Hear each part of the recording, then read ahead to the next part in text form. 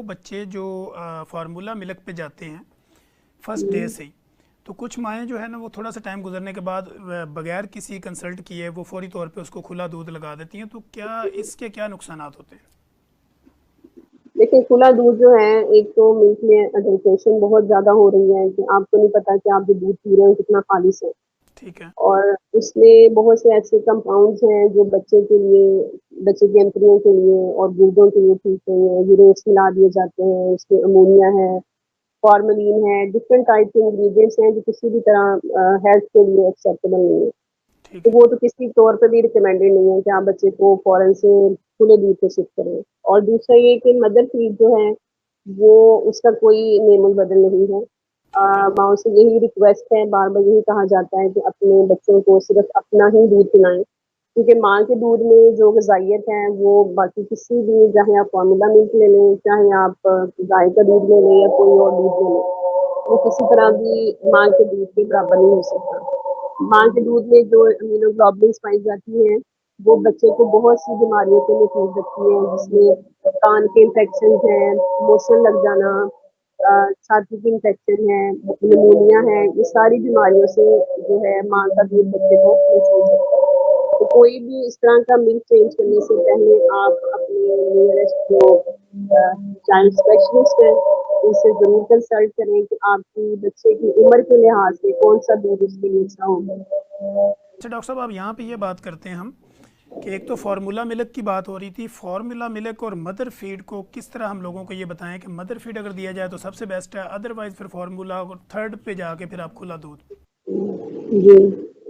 देखिए, mother feed में जैसे कि ज़िक्र कर रही थी कि माँ के दूध में जो ग़िज़ाइयत है, जो इम्यूनोग्लोबुलिन्स हैं, अल्लाह की तरफ से जो अल्लाह ने प्रोवाइड की हुई है, वो किसी भी फ़ॉर्मूला मिल्क में या खुले दूध में नहीं हो सकती, और माँ का दूध तक किसी तरह भी बाकी दूध उसके मुतबादिल नहीं हो सकते। तो फर्स्ट प्रायोरिटी पे तो मदर्स को चाहिए कि बच्चों को सिर्फ अपना दूध पिलाएं। एक तो ये कि इजीली हर टाइम एक्सेसिबल है, इजीली अप्रोचेबल है, इसको आपको ठंडा या गर्म करने की जरूरत नहीं है, नॉर्मल टेम्परेचर पे बच्चे को ऑल द टाइम अवेलेबल होता है।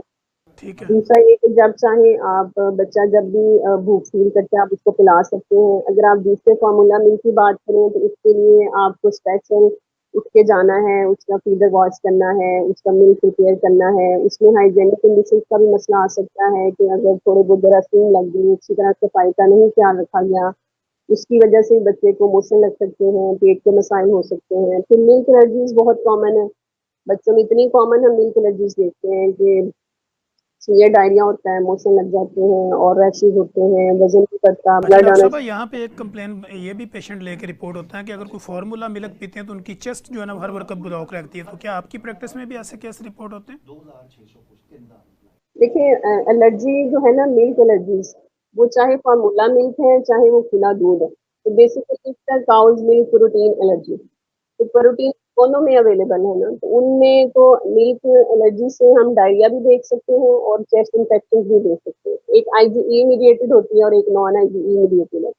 उसमें चेस्ट इन्वॉल्वमेंट, स्किन की इन्वॉल्वमेंट, स्किन पे रैश बन जाते हैं, एक्जिमा हो जाता है बच्चे को, ड्राइनेस होती है, साथ में चेस्ट भी खराब होती है, सांस चींटियों की आवाज़ें आती हैं। इसी तरह डायरिया भी हो सकता है जिसमें बच्चे के ब्लड में पखाने में खून आना शुरू हो जाता है, म्यूकस आता है, रेशा आता है। ये सारी अलामात फॉर्मूला मिल्क से भी देखी जा सकती हैं और खुले दूध से भी देखी जा सकती हैं। लेकिन ये उन स्पेशल केसेस में है जिसमें हम स्ट्रॉन्ग सस्पिशन हो हमारा कि बच्चे को काउज़ मिल्क प्रोटीन एलर्जी है, ये हर बच्चे में नहीं है।